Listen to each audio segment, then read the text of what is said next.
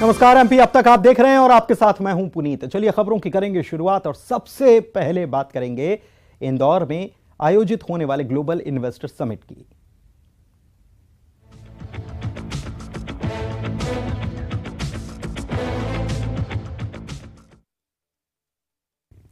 तो इंदौर में global investor summit का आयोजन होने जा रहा है और आयोजन को लेकर सीएम शिवराज सिंह चौहान काफी उत्साहित हैं। इसको लेकर न्यूज 18 मध्य प्रदेश के एडिटर सुधीर दीक्षित के साथ बेहद खास बातचीत उन्होंने की। सीएम ने कहा है कि आयोजन से एमपी में निवेश बढ़ेगा और साथ ही पर्यटन का भी विकास होगा और यह मध्य प्रदेश के लिए गर्व की बात है। 66 देशों से लोग आ रहे हैं, 2 देशों के राष्ट्राध्यक्ष आ रहे हैं, सूरीनाम और गुयाना के 4 और मंत्री, विदेश मंत्री, वित्त मंत्री ऐसे आ रहे हैं। 10 अलग अलग बड़े बिजनेस प्रतिनिधिमंडल दुनिया के जाने माने वो भी आ रहे हैं। तो कुल मिला के जो उपस्थिति है वो बहुत गौरवपूर्ण है। सर, पिछले 17 सालों में ग्लोबल इन्वेस्टर समिट बहुत सारी हुई है। इस बार क्या अलग आपको लगता है कि किस तरह की तैयारी और क्या अलग होने वाला है? एक तो ये कोविड के बाद हो रही है, तो कोविड की निराशा, हताशा दूर छिटक के लोग अब खुले आसमान में निवेश की दृष्टि से भी उड़ान भरने को तैयार हैं और इसलिए मैं इसको अलग और महत्वपूर्ण मानता हूं। दूसरे ग्लोबल इन्वेस्टर समिट में 73 देशों के 6600 से ज़्यादा प्रतिनिधि पधार रहे हैं।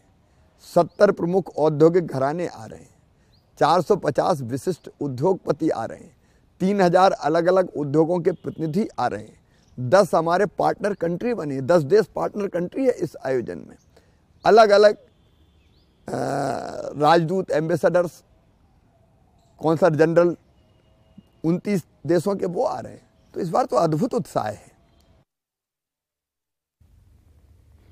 तो इंदौर में प्रवासी भारतीय सम्मेलन की तैयारियां जोरों पर हैं, जोर शोर से चल रही है। 8 से लेकर 10 जनवरी तक होने वाले आयोजन को लेकर विदेशी मेहमानों का पहुंचना भी शुरू हो चुका है। इंदौर आने वाले मेहमानों का जोरदार स्वागत किया जाने लगा है।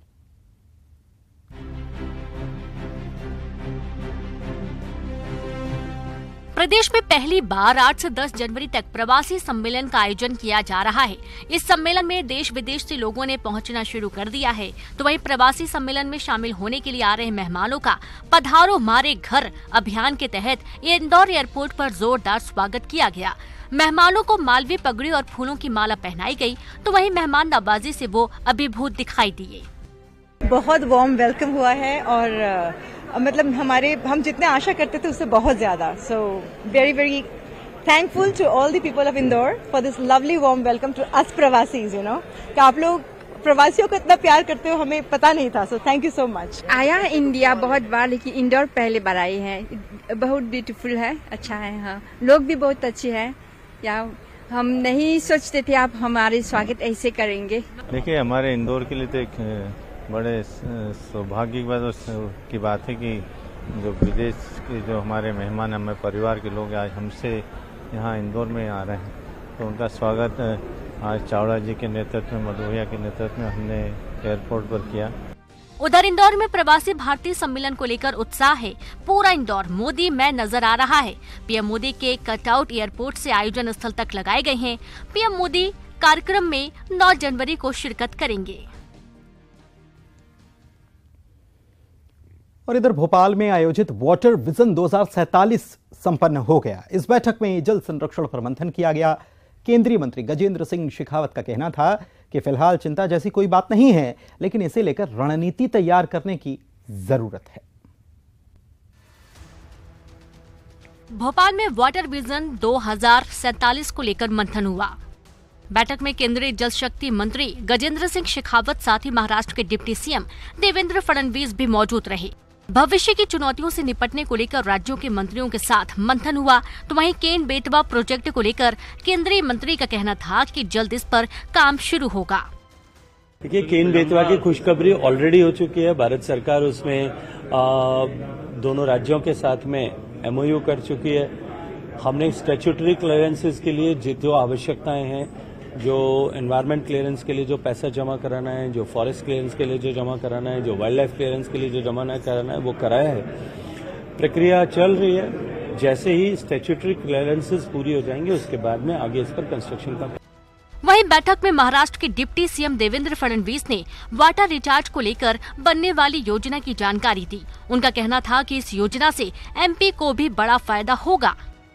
मेगा रिचार्ज का प्रोजेक्ट कर रहे हैं जिसका मध्य प्रदेश और महाराष्ट्र दोनों को बहुत फायदा होगा और ये एक अपने आप में बहुत अनूठा प्रोजेक्ट है क्योंकि यहाँ पर एक एल्यूवियल सॉइल है तो जमीन के नीचे से पानी फ्लो होता है। उस सारे पानी को हम लोग कैच करके और मध्य प्रदेश और महाराष्ट्र में उसको जब लाएंगे तो विशेष रूप से जो हमारा सॉल्ट अफेक्टेड एरिया है ऐसा सारा एरिया इसके कारण बहुत उसको फायदा होने वाला है। भोपाल में वाटर विजन 2047 पर 2 दिन मंथन हुआ। राज्यों के जल संसाधन मंत्रियों ने भविष्य को लेकर योजनाएं बनाई। मध्य प्रदेश में प्लास्टिक से वेस्ट बनाई जाएगी।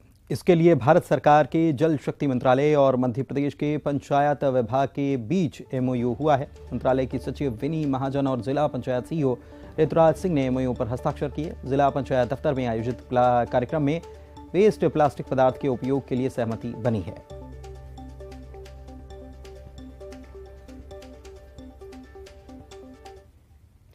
सीएम शिवराज सिंह चौहान ने बुदनी के छात्रों को बड़ी सौगात दी है। सीएम ने मामा कोचिंग का वर्चुअली उद्घाटन किया। मामा कोचिंग में छात्रों को मुफ्त में प्रतियोगी परीक्षाओं के लिए कोचिंग दी जाएगी। प्रदेश के प्रसिद्ध कोचिंग सेंटर्स के एक्सपर्ट्स छात्रों को यहां पर टिप्स देंगे। उद्घाटन कार्यक्रम में मुख्यमंत्री के बेटे कार्तिकेय भी शामिल हुए।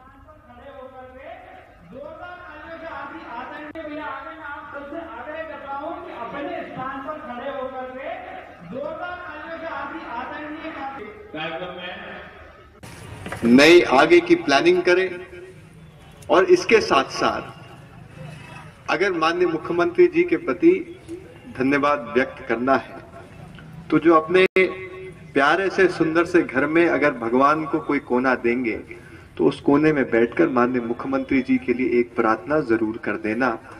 उनकी मेहनत, उनके जीवन भर की मेहनत, उनके जीवन भर की सांसें जो उन्होंने आपके लिए ली है, मानूंगा अगर आपने वो प्रार्थना कर दी तो उससे वो सफल हो जाए। संस्कार धानी जबलपुर राममय हो गई है। तीसरी वर्ल्ड रामायण कॉन्फ्रेंस की शुरुआत हुई है जिसमें भारतीय जनता पार्टी के राष्ट्रीय प्रवक्ता सुधांशु त्रिवेदी, श्रीलंका के संस्कृति मंत्री रविदुरा विक्रम नायके शामिल हुए। जबकि उद्घाटन सत्र में मुख्यमंत्री भी वर्चुअली जुड़े। मुख्यमंत्री शिवराज सिंह चौहान ने कहा कि आज सभी के रोम रोम में राम बसते हैं। रामायण अद्भुत है, इसमें सबके कर्तव्य निहित किए गए हैं। उन्होंने आशा जताई है कि कार्यक्रम के माध्यम से शांति, एकता और भाईचारे का संदेश विश्व में जाएगा।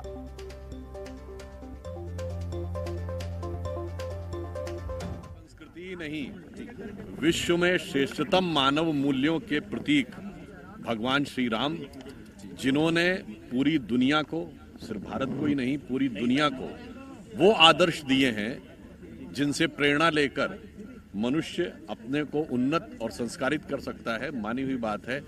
उनके संदर्भ में जब इस प्रकार का अंतर्राष्ट्रीय रामायण का आयोजन होता है तो ये हमारे अंदर संस्कारों का भी जन्म देता है और भारत के अंदर विश्व गुरु बनने के लिए जो प्रेरणा के बिंदु हैं, जो प्रेरणा के स्रोत हैं, उनकी ओर भी कहीं न कहीं। मंत्री बृजेंद्र सिंह यादव ने कांग्रेस पर बड़ा आरोप लगाया। उनका कहना है कि कांग्रेस में शामिल होने को लेकर कोशिश की जा रही है। कांग्रेस का कहना है कि कोई मंत्री और विधायक कांग्रेस में आने के लिए रोज दरवाजा खटखटा रहे हैं। मंत्री बृजेंद्र सिंह यादव ने कांग्रेस पर आरोप लगाया है। बृजेंद्र सिंह का कहना है कि उनको कांग्रेस में शामिल कराने की नाकाम कोशिश हो रही है। बृजेंद्र सिंह यादव ने साफ किया कि वो बीजेपी में हैं और आगे भी बीजेपी में ही रहेंगे। कांग्रेस ये प्रयास कर रही है। कई बार आपने देखा होगा ना, कांग्रेस के लोग कहते हैं कि भारतीय जनता पार्टी के बहुत सारे विधायक हमारे संपर्क में हैं, वो पार्टी में आना चाहते हैं, वो परेशान हैं, दुखी हैं। कभी कभी आरोप लगाते हैं कि जो सिंधिया जी के ग्रुप के लोग हैं वो परेशान हैं, भारतीय जनता पार्टी में उनको सम्मान नहीं मिल रहा। पर ये मैं उन लोगों को कहना चाहता हूं कि ये उनका कहना गलत है। सम्मान तो हमको कांग्रेस में नहीं मिला था, इसलिए हम भारतीय जनता पार्टी में आए। उधर बृजेंद्र सिंह यादव के बयान पर कांग्रेस ने पलटवार किया। कुणाल चौधरी ने कहा कि पीछे के दरवाजे से जो बीजेपी में शामिल हुए हैं वो अब पछता रहे हैं और कांग्रेस में शामिल होने की कोशिश कर रहे हैं।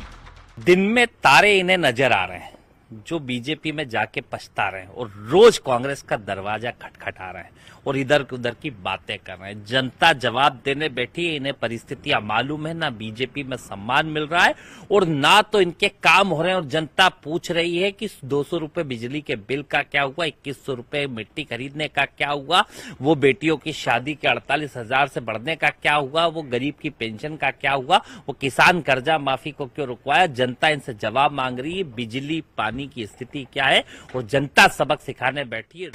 प्रदेश में विधानसभा चुनाव में वक्त है, लेकिन सेंधमारी की कोशिश और दावों को लेकर जुबानी जंग शुरू हो गई है। नेता प्रतिपक्ष गोविंद सिंह पवई उपजेल में पूर्व मंत्री राजा पटेरिया से मिलने पहुंचे। उन्होंने राजा पटेरिया से मुलाकात कर उनका हालचाल जाना। मीडिया से बात करते हुए नेता प्रतिपक्ष गोविंद सिंह ने बताया कि राजा पटेरिया बहादुर इंसान हैं, आजादी का रास्ता जेल से होकर गुजरता है। उन्होंने कहा कि राजा पटेरिया को झूठे मामले में फंसाया गया है।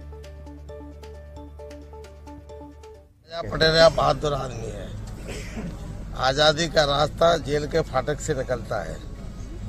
राजा पटेरिया भी बुंदेलखंड में अत्याचार अन्याय जो भारतीय जनता पार्टी के नेता मंत्रियों द्वारा किया जा रहा है, उनको पीड़ित शोषित जनता को न्याय दिलाएंगे।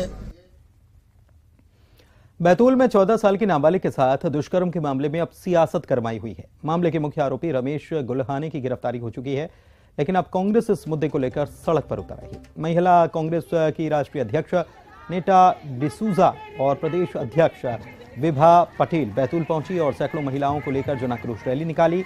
महिला कांग्रेस ने मांग की है कि पीड़िता को सुरक्षा दी जाए, साथ ही उनकी परवरिश की जिम्मेदारी सरकार उठाए, जिससे पीड़िता सम्मान के साथ समाज में जी सके। मैं पीड़िता के परिवार से आज मिलने जा रही हूँ। अब मिलने जा रही हूँ उनसे।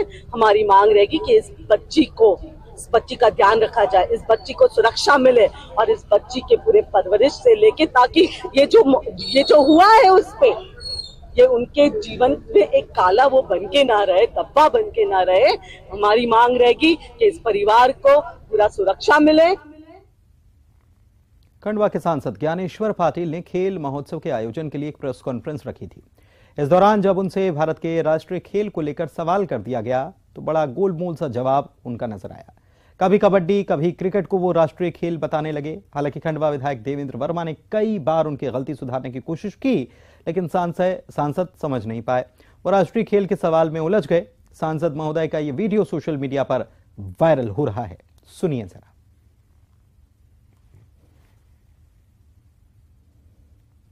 देखिए, राष्ट्रीय खेल तो हमारा कबड्डी को पहले प्राथमिकता देते थे, लेकिन आज कबड्डी को पीछे छोड़ते हुए क्रिकेट ने उसका स्थान ले लिया है।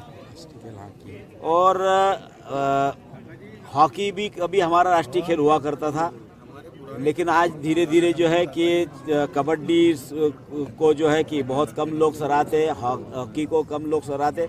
लेकिन ये इस तरह के आयोजन करने का ही हमारे माननीय प्रधानमंत्री जी का उद्देश्य है कि चाहे हमारी आज हॉकी को पहली बार बहुत सालों के बाद हॉकी को इतनी अच्छी सफलता हमारे देश के खिलाड़ियों को मिली थी। सिवनी पहुंचे केंद्रीय मंत्री फग्गन सिंह कुलस्ते घसौर के सरकारी कॉलेज में जन भागीदारी समिति के कार्यक्रम में शामिल हुए, जहां छात्रों को संबोधित करते हुए एक सीख दी। फग्गन सिंह कुलस्ते ने क्या सीख दी, आप खुद सुनिए। शुभकामनाएं देता हूं आप सबके साथ में मिलकर के, जब भी कोई जरूरत है जो भी है, क्योंकि हम लोग नेता आदमी बहुत सी चीजें भूल जाते हैं, फिर नेता के पीछे लोग लगते हैं। इसलिए आप जितना हमारे पीछे लगेंगे उतना आपका भला होगा। और इसलिए ये कोशिश करें, मैंने ध्यान में है, परंतु इनके लिए हमको थोड़ा कोशिश करना पड़ेगा ताकि इस महाविद्यालय की व्यवस्था में जो हम सहयोग कर सकते हैं उसको हम पूरा करेंगे। ये भरोसा दिलाते हुए एक बार फिर मैं शुभकामनाएं सचिन जी को देता हूं और आप सब बच्चों को, पूरे विद्यालय परिवार को बहुत बहुत शुभकामनाएं। धन्यवाद। नमस्कार। मध्य प्रदेश के मेडिकल कॉलेजों में इस साल से फिजियोथेरेपी का बीपीटी कोर्स शुरू होने जा रहा है। इसका ऐलान चिकित्सा शिक्षा मंत्री ने किया। चिकित्सा शिक्षा मंत्री ने जानकारी देते हुए बताया कि सबसे पहले भोपाल के गांधी मेडिकल कॉलेज से इसकी शुरुआत होगी। कोर्स के शुरू होने से समाज को गुणवत्तापूर्ण फिजियोथेरेपिस्ट मिल पाएंगे। जहां इस कोर्स से युवाओं को रोजगार मिलेगा, वहीं मेडिकल कॉलेज से जुड़े अस्पतालों में मरीजों को सेवा का लाभ भी मिल पाएगा। कि अब हम सभी मेडिकल कॉलेज में फिजियोथेरेपी के पाठ्यक्रम शुरू करेंगे। भोपाल से इसी सत्र से हम इसकी शुरुआत करने वाले हैं। इससे इसका फायदा रोजगार के लिए भी मिलेगा और जनता समाज को भी इसका बड़ा फायदा मिलेगा। रीवा से खबर है, जहां पर ट्रेनी विमान क्रैश हो गया। हादसे में ट्रेनर पायलट की मौत हो गई, जबकि दूसरा ट्रेनी पायलट गंभीर रूप से घायल है और अस्पताल में उसका इलाज रीवा के संजय गांधी अस्पताल में चल रहा है। हादसा गुरुवार रात करीब 11:30 से 12 बजे के बीच का है। प्लेन मंदिर के गुंबद से टकरा गया। शुरुआती जांच में हादसे का कारण कोहरा बताया गया है। घटना रीवा जिले के जोरहटा थाना क्षेत्र के उमरी गांव की है। उमरी हवाई अड्डे में फॉल्कन कंपनी ट्रेनिंग देती है और यह विमान पाल्टन प्रशिक्षण कंपनी का है। तो कोहरे के कारण से विमान मंदिर के गुम्बद से टकरा के तारों पर झूलकर क्रैश हुआ है। जांच करी जाए और जांच करके रिपोर्ट भी तत्काल प्रस्तुत की जाए। उनकी टेक्निकल टीम बंबई से रवाना हो गई है। कोरोना के नए वेरिएंट BF.7 की इंडिया में कुछ जगहों पर एंट्री के बाद पॉजिटिव केस आ रहे हैं और दहशत बढ़ाते जा रहे हैं। ताजा मामला संस्कारधानी का है, जहां ऑस्ट्रेलिया से जबलपुर पहुंची एक महिला की जांच रिपोर्ट पॉजिटिव आई है। इससे शहर में हड़कंप मचा हुआ है। पिछले कुछ दिन पहले इसी तरह अमेरिका से परिवार समेत शहर पहुंची महिला भी पॉजिटिव पाई गई थी। ताजा मामले में महिला को घर पर ही आइसोलेट कर दिया गया है और उसके संपर्क में आने वाले लोगों की भी सैंपल ली जा रही है। उज्जैन में चाइना डोर यानी चाइना मांझा बेचने और इसका उपयोग करने वालों पर पुलिस सख्त है। इस मामले में थाना महाकाल पुलिस ने औचक निरीक्षण किया, 15 घरों को चेक किया। एक व्यक्ति चाइनीज मांझे का उपयोग करते हुए पाया गया। पुलिस ने इसके खिलाफ मामला दर्ज कर लिया।